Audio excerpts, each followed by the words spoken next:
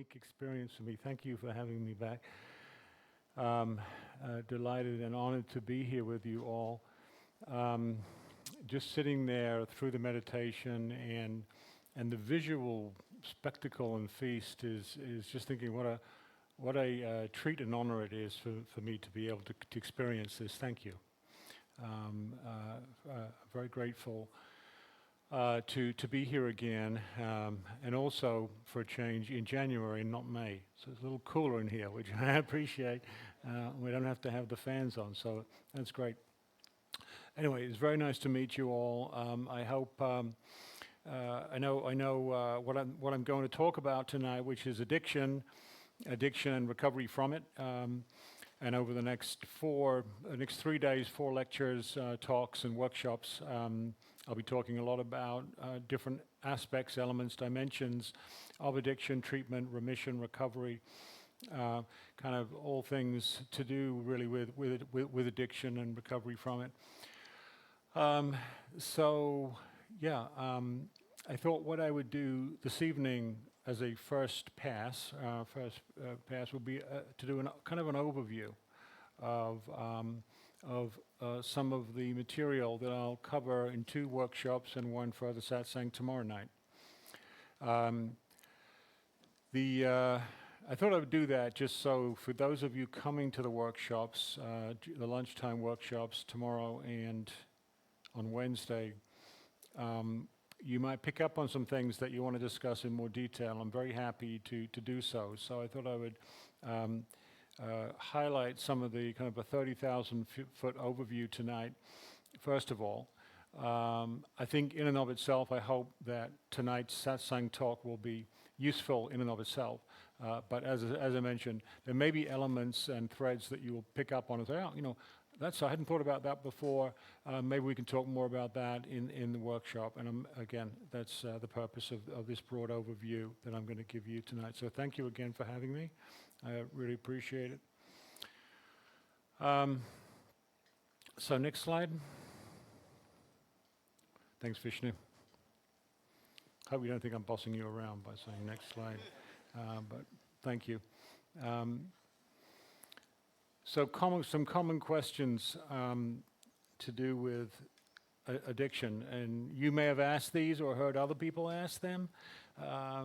What is addiction? Why do some people become addicted, and why do others not, even with the same levels of exposure to different substances?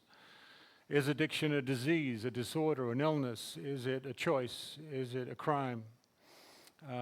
Should drugs be legal? This is one that's come up more recently as states, nations around the world are grappling with perhaps better ways, policies to deal with the drug problem, quote unquote.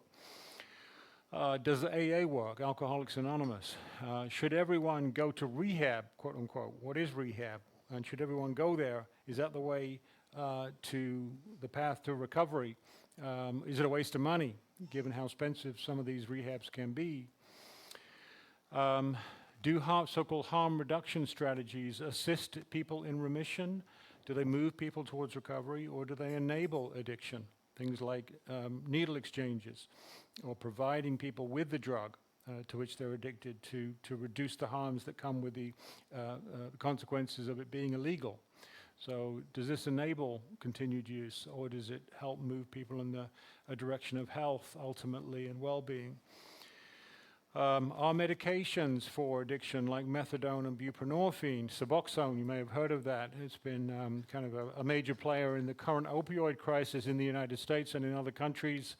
Do those things really help, or are they kind of liquid handcuffs? So do they prevent a new dependency, which is actually ultimately detrimental as opposed to being helpful towards moving people in the direction of recovery?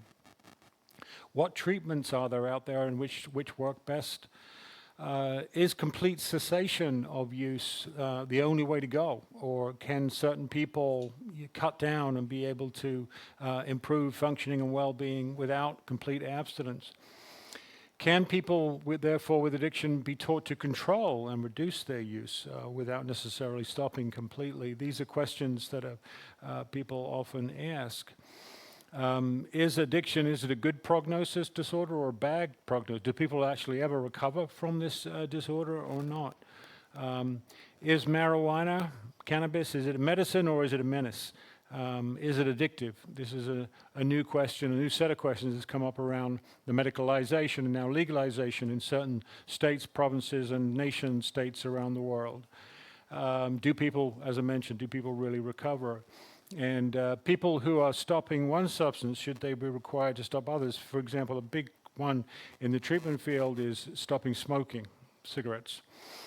Should people be encouraged to stop smoking cigarettes at the same time as they're stopping other substances, or should that be done later? So this is another question that has come up. So these are kind of some of you may have other questions as well, but these are kind of very common ones that come up around this issue of addiction and treatment and recovery. Next slide,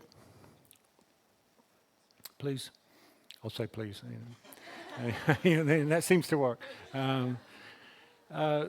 So, in terms of different dimensions of addiction, there are many, of course. Here are some of the big ones, big ticket items here I've put on this slide to talk about this evening. And again, if there's things that are of interest to you, I hope we can pick up the threads in the workshop. But taxonomy, taxonomy and terminology. What is addiction? How do you classify addiction? What is it? Talk a little bit about that. Etiology. What causes addiction? What are the things that cause addiction and lead to it? What are the factors? Epidemiology. How common is addiction, and what characteristics in people and in environments are associated with higher or lower rates of these disorders? Typology or phenotypes. What are the different types, expressions of addiction? How does it manifest? We know there are many different ways that it can present. Phenomenology. What's it like to be addicted from the experience of the person suffering from it and from family members who observe it?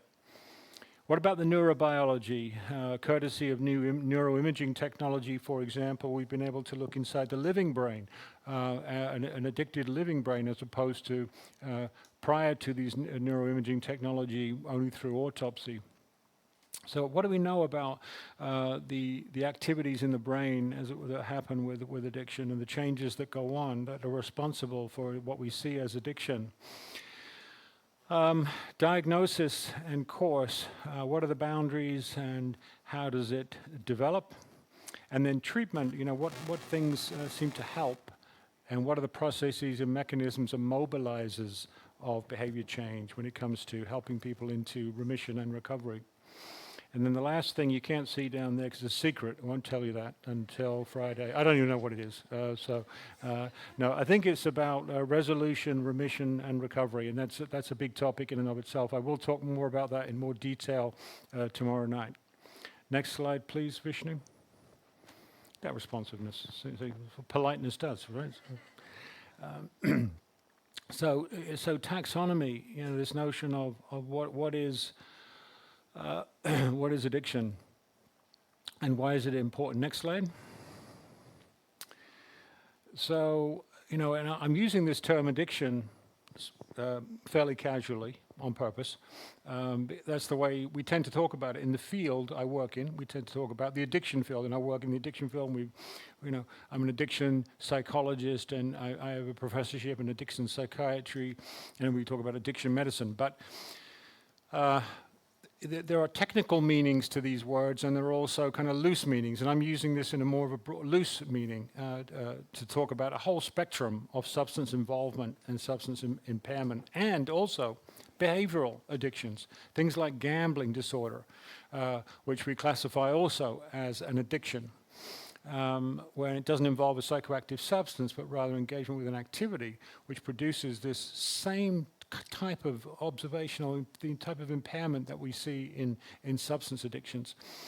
But there is a spectrum of involvement and impairment from initial use to heavy use, hazardous, harmful use, to lower levels of what we call a disorder up through addiction. And addiction you can think of as this classic, what I think stereotypically would think of culturally as this impaired ability to regulate the impulse to use a substance or engage with a behavior despite harmful consequences. Okay, think about addiction like that, that impaired ability to regulate. So it starts off as a voluntary process, but it becomes an involuntary process. People are actually using against their will. Here's the paradox. It was the best of times, it was the worst of times. And there's a lot that goes on in between there, and I'll talk about that, how it changes the brain. And there's different terminology. You may have heard of the term alcoholism, which is an old term coined in 1856 by a Swede named Magnus Huss. A lot of people think about that as alcohol addiction. We tend not to use that term. It tends to be an imprecise way of describing alcohol use disorder that we describe it as these days. But anyway, you can see this a broad kind of cross-section here of different types of terminology. Next slide, please. Why does it matter?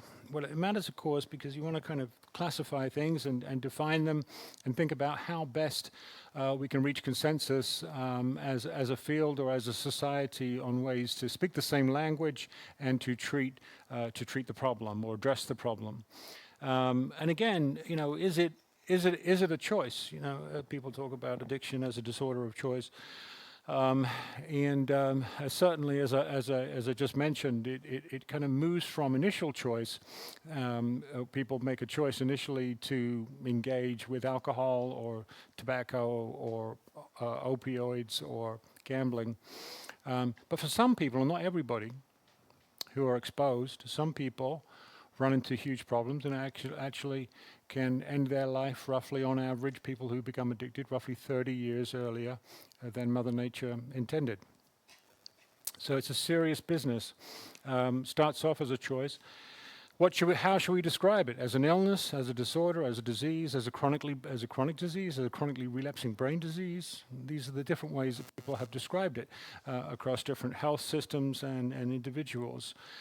The American Society of Addiction Medicine describes it as a biopsychosocial-spiritual disease. So you have spirituality entering into the equation as well, both on the onset and on the offset side. And I'll talk more about that in detail tomorrow night, as well as in the workshops. And here's a handy definition. Again, impaired control over a reward-seeking behavior from which harm ensues. It's very similar to that definition I mentioned earlier, that impaired ability to regulate the impulse to use despite harmful consequences. And again, why does it matter? It matters because these, unlike many other kinds of psychiatric illnesses, substance use disorder in particular is associated not just in the health realm or the public health realm, but also in the criminal justice realm, right? Because many of the substances to which people become addicted are illegal to use, as well as people using heavy amounts of legal substances can break the law. A classic one would be violence and drinking and driving, for example. Next slide. So it matters in the sense that, how we approach it as a society, how we frame it, how we classify it, impacts whether we should build more prisons or whether we should build more treatment facilities. Which is the best approach? It depends on how we classify it and define it. So these taxonomies are very important. I mentioned this kind of spectrum of involvement from substance use to misuse to harmful, hazardous use and disorder and addiction. And you think of addiction as the more severe end of the substance use disorder spectrum. That classic, what we stereotypically think of as the person who can't stop no matter what. Next slide. I like this graphic. This is from a guy called Tom Baber from the University of Connecticut. And what Tom has done nicely here, you can't see his reference down in the bottom left there, but this is Tom's graphic that I just reconstructed here. But what's really good about this graphic for me is that it describes nicely the three independent but related pathways through which substances cause harm. So you can see on the right-hand side here, you can see at the top patterns of use of a substance and average volume of the substance that's used. And you can see these three mediational pathways through which it causes harm, and the different types of harm are at the bottom. Now, on the right-hand side is what we call use disorder. So alcohol use disorder or some kind of drug use disorder. And the severe end of the spectrum of that is addiction.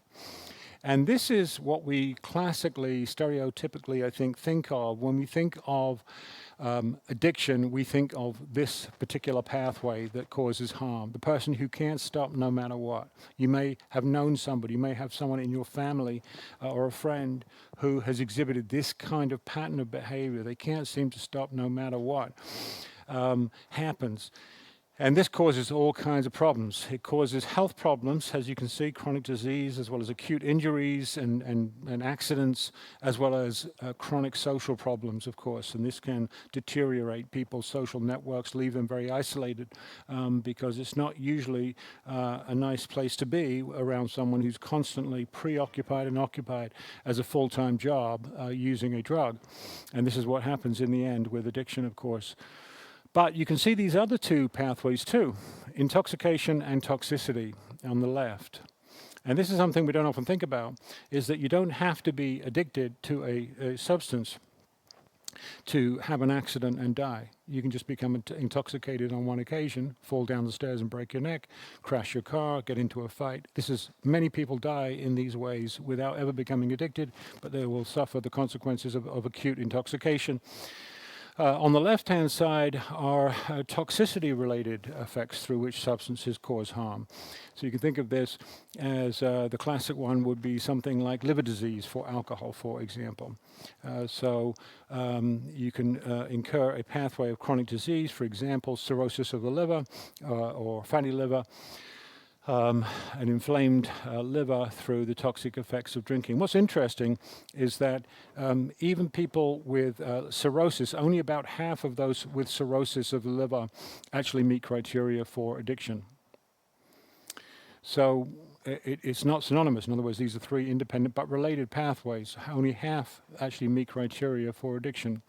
In part because in order to get liver disease, you have to be able to drink for a fairly long time at a heavy level, whereas people with more florid manifestation of addiction are usually either dead or sober or locked up before that, because they have a more florid manifestation of the illness.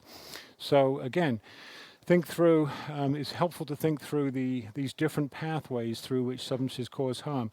And this was helpful for me to kind of parse out the different ways. So just because somebody is in remission from a substance use disorder, in other words, they're not exhibiting the symptoms what we classically might describe as addiction, but they might still be using a substance moderately or heavily. They can still incur health-related consequences like cancer, like heart disease or liver disease through ongoing use of a substance. Next slide, please, Vishnu. Thanks. So etiology, what causes addiction? Next slide. Yeah, so it's complex. It's a complex illness, what we call complex illnesses. There are certain illnesses in the medical spectrum which have a very kind of one-to-one, you have a particular gene, you get the disease. But those are called simple or uncomplicated or uncomplex illnesses. In this case, in psychiatric illnesses in general and in addiction also, it's what we call a complex illness. And you can think of this illness as being caused by a multitude of different factors, both inside the person, outside the person, and over time. The top line there says an epigenetic psychobiological dynamic system. And this really covers all the bases, that epigenetic, that is to say, the effect of the human genome over time, the effect of the environment and exposure to different substances in the human developmental course over time produces changes in the human genome, turns genes on, turns genes off, and it affects the expression of the organism over time in its development. And it's a dynamic system. In other words, there are multiple factors which influence the development of us as human beings, of course. through our early birth, prior to being born and then being born and through childhood and even in adulthood. We're changing all the time. Initial exposure is another big ticket item.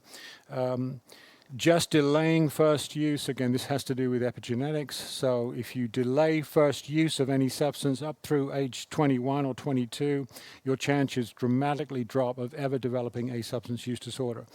So for example, for kids who are exposed to alcohol prior to the age of 15, their rate of lifetime alcohol use disorder is 25%. For those who don't take any alcohol until after age 21, their lifetime rate of alcohol use disorder is only 4%. So independent of other factors, just that early exposure is a risk factor for development of this disorder. Again, this epigenetic phenomenon. Certain people are susceptible to the effects of exposure at an early age, which turn on those genes which would not get turned on were that person not exposed at that early time. There are other psychological factors, which I'll talk about in a minute. The genetic modulation, this question of why is it that certain people 90% of the population is exposed to alcohol, but only 15% actually develop addiction. How come? And this has to do with these other factors, the genetic modulation and the epigenetic effect of different things in the development of that human organism who is potentially susceptible. It does not mean that you have a family history that you are destined to develop an alcohol or other drug use disorder, but you are at 4 to 8 times elevated risk relative to somebody who does not have that family history. So there is a strong genetic and environmental history component which elevates risk, but it is not deterministic. Okay, you can still do things to offset and reduce that risk of developing disorder, but it's definitely strongly elevated. The reason why, of course, certain people develop and some people don't at the same level of exposure is because of that genetic modulation. For some people, when they take their first exposure to the drug, they might find it aversive. I don't really like the way that makes me feel. Or they might be neutral. I could take it or leave it. Or I really love what this stuff does to me. I've found the answer to all my problems. This really makes me feel amazing, and I want to repeat it. And we tend to repeat the things that have this very profound effect. And for some people, the susceptible ones who get immense reward or relief or performance enhancement through exposure to a substance are more likely to repeat it. And those are the people who are more at risk. And that's genetically modulated. It becomes an abnormal priority. Substances are never meant, substance use or gambling or other kinds of behavior, they're never meant to take that priority that they do take. As I mentioned, what happens in addiction, it starts off as casual use. Wow, this is great, but I'm never going to become addicted. I'm never going to become addicted. Can't even imagine what that's like, but that's not going to happen to me. But they don't know they're on that path to addiction. But what happens over time is it becomes an abnormally high priority in that person's life. It becomes a preoccupation, then it becomes a full-time occupation. Right? It's a full-time job being addicted to the substance, whether you're using it, getting over the effects, or thinking about using it, getting the money to buy it, etc. And again, it reduces this impaired control over the ability to use despite harmful consequences. Next slides. So again, this just in graphic form really highlights what I've been talking about here. This is a graphic that I've just changed a little bit from the National Institute of Drug Abuse. But what's nice about it is it really introduces all this complexity, right? This multifactorial aspects of the onset of addiction. You have the biology inside the person, and then you have the environment, okay? You cannot have a substance use disorder without the substance. So if the substance is not available, zero chance that you are ever going to get a substance use disorder. So think how powerful that is in terms of moving things out of the environment. You would not have access to it. You would never develop it. You might have some other problem, but you would not develop a substance use disorder. So that's how powerful these environmental forces are. Of course, most of these substances are available in most countries, and this creates the opportunity for these disorders to develop. But of course, it's not just about exposure. As I mentioned, there's a lot that goes on inside the human developing organism that produces these different expressions in the human genome, including early exposure to substances, the repetition, the memory of the rewarding experience or the relieving experience, very powerfully remembered in the limbic part of the brain, which is very close to the reward centers of the brain, the memory center. So we remember things that are rewarding very powerfully, and these immediate, potent, predictable effects of a drug are well remembered in the human brain. Repetition changes the brain. Like any experience, when we do things over and over again, we learn. The brain learns. It creates new connections. And you can think of, some people would describe addiction as an overlearned behavior, overlearned. It becomes automated, automatic. It becomes so automatic that you actually have to proactively intervene to stop the train leaving the station every day, because it's just so automatic that happens. And this is the way the brain becomes rewired as a function, or unwired as a function of the exposure. The repetition of these powerful reinforces the chemical cascade, which produces what we see as addiction. Next slide. I like this thermometer idea, because it really kind of makes me think about addiction both as a category and a dimension. People sometimes ask the question, well, wait a minute, is it really a category? Do you really have it or not? Or can you have different degrees of impairment and involvement, including addiction? I like this category. I thought of this a while ago. I think of it as the kind of like the temperature of water. If you go down, you get cooler. The water gets cooler and cooler and cooler, and somewhere between 33 and 32 degrees Fahrenheit, or between 1 and 0 on the Celsius scale, water not just changes temperature, but changes structurally. Right, it goes from water to ice. So there is a structural change. Now the temperature, if you follow the temperature down, it gets colder and still goes down, but there is a structural change in the entity itself. And I think addiction is kind of like that. It gets cooler and cooler until there's some kind of structural change. That's when you get into the diagnostic category. You can think of it like that. So it is on a continuum, but at some point there is a change, qualitative change, not just quantitative, into something else that we call a disorder. And this is what makes it a psychiatric disorder. It goes from voluntary to involuntary, and this is what places it, of course, in the psychiatric realm. All psychiatric disorders involve involuntary aspects to them, right? Otherwise, there wouldn't be psychiatric disorders, okay? There's something about the disorder. People cannot stop. Again, a loss of life 30 years on average earlier than Mother Nature intended. Next slide. Epidemiology. How common is addiction? Next slide. Again, depends on how you define it. Now we have under the new diagnostic system in the United States, under Diagnostic and Statistical Manual of Mental Disorders, of which substance use disorder is one, which includes alcohol and cocaine and methamphetamine and opioids and cannabis, all these different types of substance use disorders, and gambling disorder. So the behavioral addiction as well.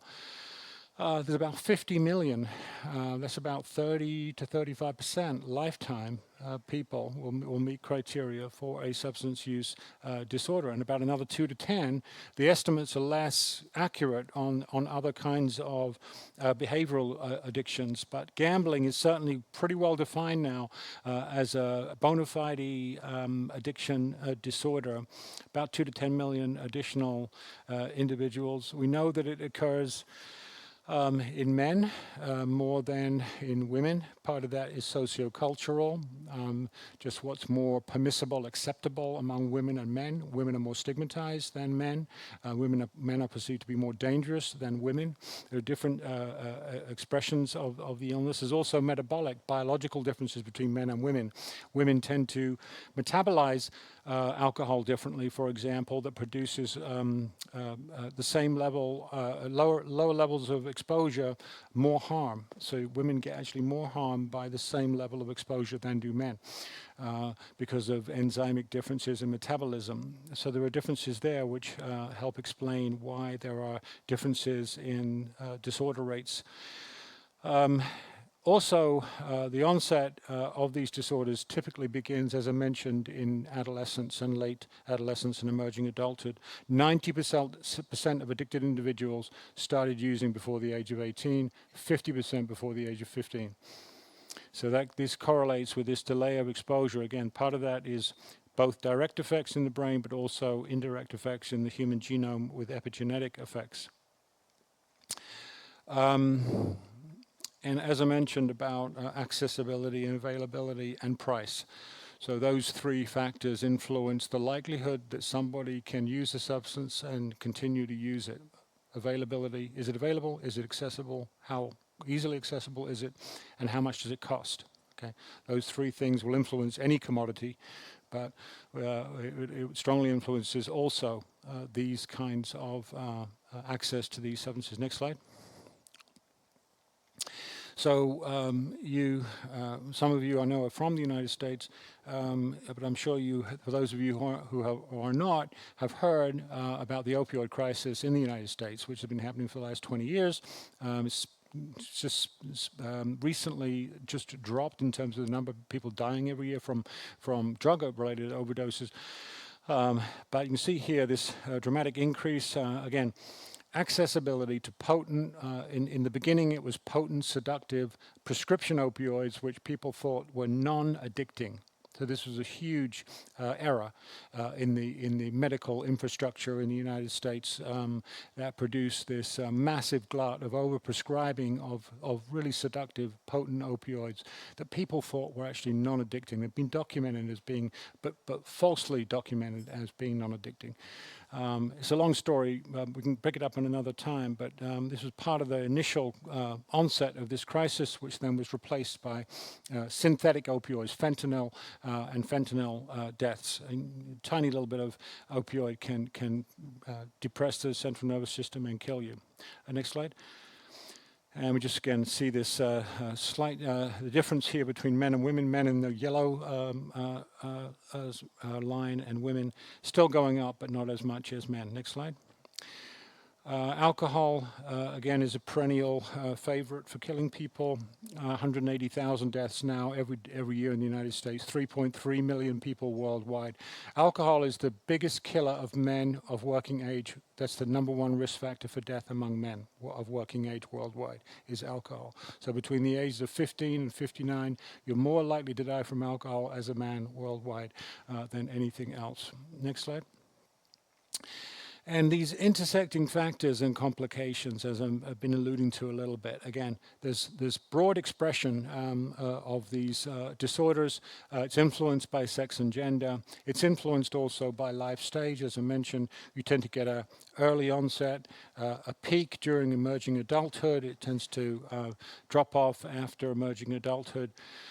So that's when most people are likely to suffer from these disorders. There's a lot of comorbidity with other kinds of psychiatric illnesses, as well as other medical illnesses and psychiatric complications. And again, there's the different phenotypes, so-called phenotypes of addiction, different expressions of addiction are really interesting to see. If you've ever been a clinician or worked as a clinician, you'll see that people with exactly the same symptom levels of the disorder showing very, very different impacts and expressions of exactly the same illness with the same level of symptoms, very different manifestations depending on other contextual factors, life stage factors, sex, gender. All of these factors influence that expression.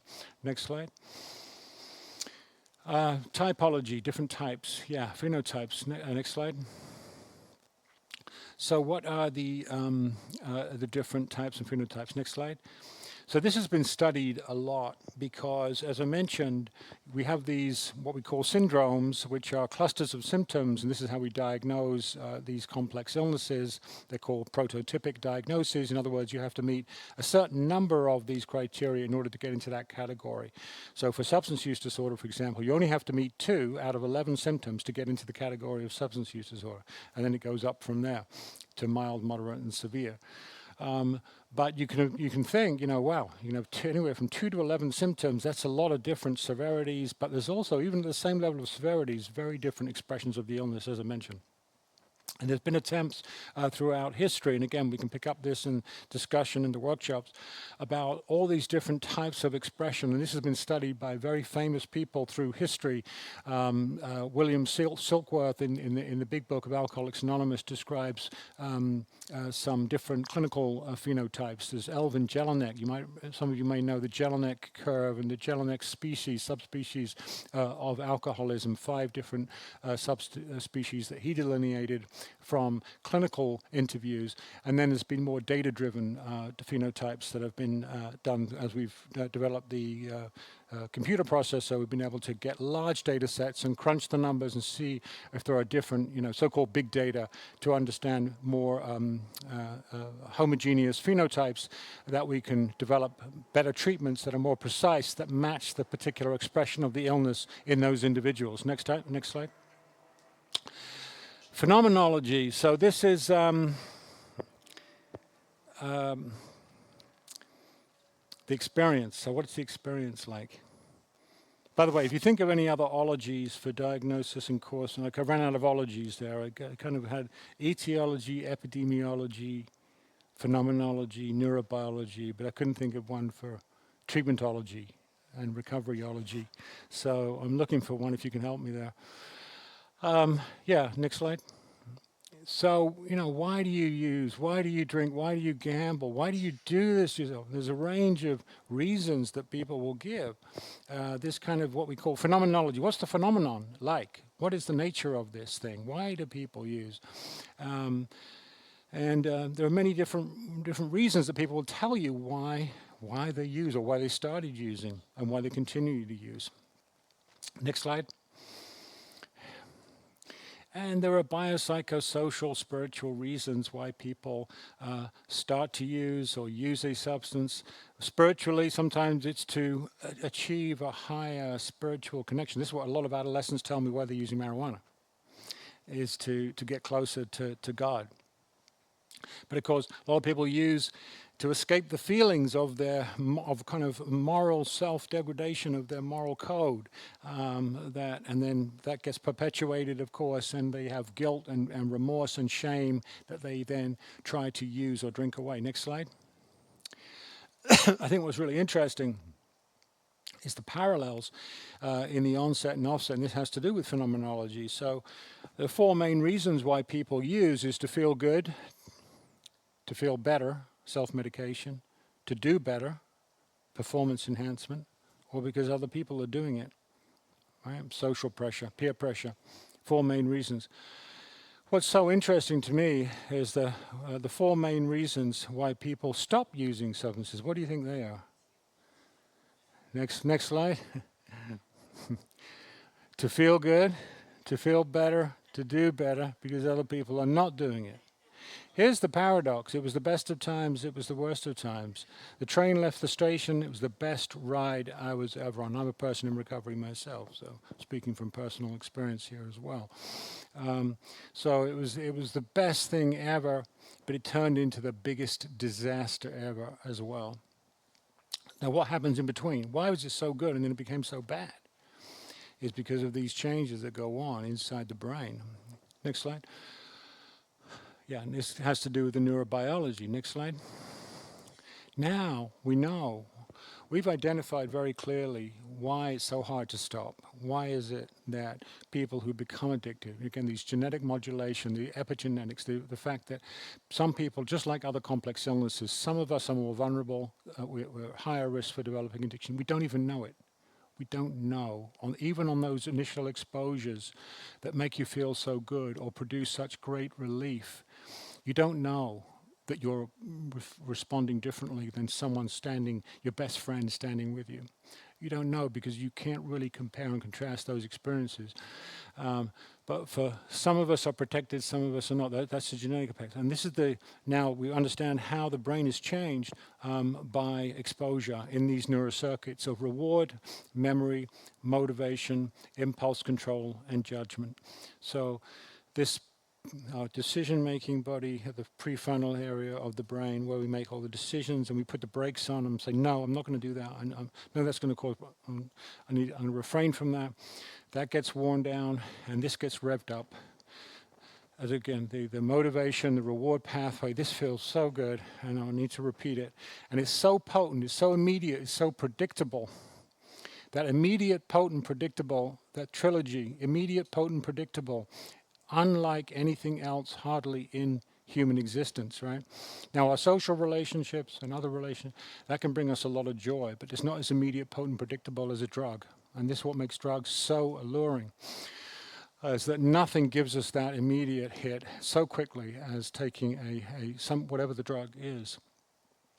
And again, among genetically susceptible people, or for people who've suffered trauma or other kinds of effects that affects the human genome in the human development, be much more susceptible to that profound effect, which leads to repetition, which leads to changes in these neurocircuits, both in terms of neurofunctionally as well as neuroanatomically, because there's two processes that go on here. One is the changes in the brain, that results from this abnormally high level of reward and reinforcement, which comes from drugs and exposure to them, as well as neurotoxicity, which is the other process, because alcohol and other drugs like methamphetamine actually will kill brain tissue, it'll kill brain cells and change the brain in that way as well. Next slide.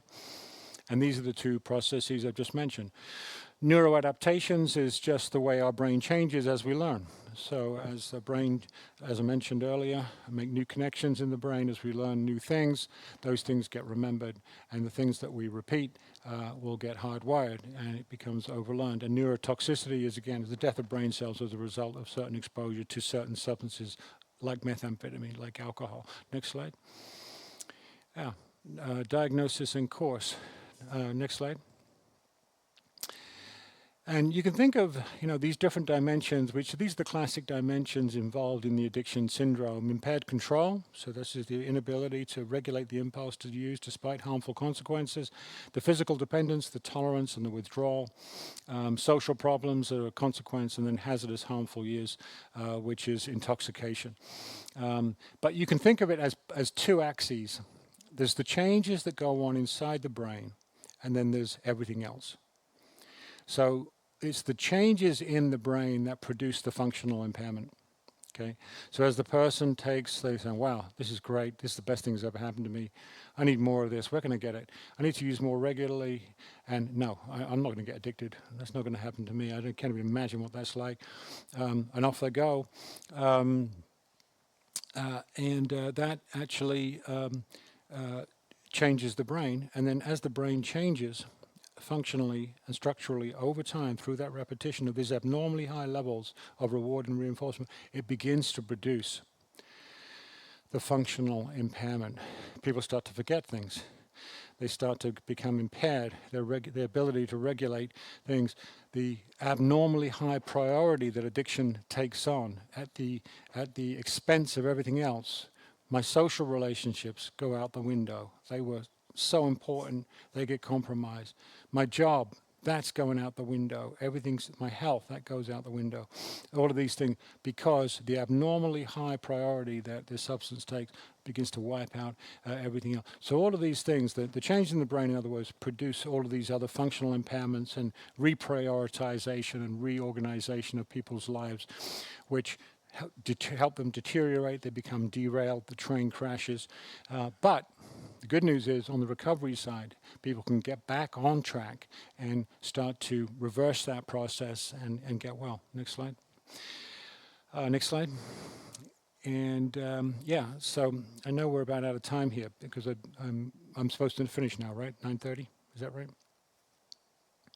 Yeah. Roundabout, yeah. I'll finish up here because we can pick up. I'll talk more about this tomorrow night, actually tomorrow night in detail, but also in the workshop, which is just the timeline for recovery. And it tends to be a long one. You know, people talk about addiction as being a chronic condition or a chronic illness. You may have heard that described like that. And this is because what we see tends to have a chronic course in the addicted cases. The good news is most people, despite the fact that many people do die from addiction, most people, the vast majority of people who suffer from it, will actually get into remission and recovery. It can take a number of years, as depicted here, and I'll go into more detail, as I mentioned, with more time that we'll have later. But the good news is there are things that we can do to accelerate, to shorten the timeline to remission. That's the good news we've discovered. And that's why I'm going to talk a lot about the new science on recovery and what we can do to shorten the time to initial remission and then stable remission, which is considered to be 5 years or more. And so with that, I want to thank you for listening at that rapid speed. Vishnu, thank you for doing the great job with the slides. And see you tomorrow. Thank you.